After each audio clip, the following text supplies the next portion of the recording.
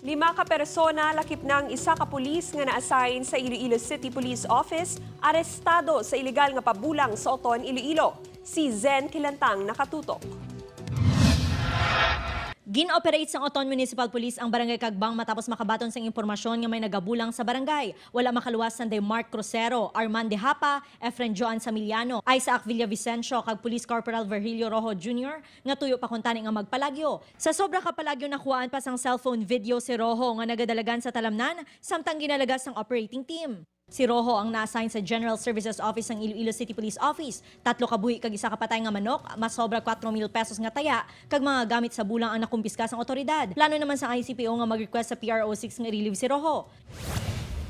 Samtang dugoon kag wala na sang kabuhi ang 57 anyos nga si Erwin Tacluyan sa sulod mismo sang iyabalay. May igo ini sang pagkabuno. Nagagwa sa investigasyon sang pulis nga upod sang biktima nga nag-inumang sospek nga ginкilala kay Ariston Tamonan. Ang baliyang sa kopya ng CCTV, ma'am, ang pag-nakat na ng suspect na dugoon sa ma'am.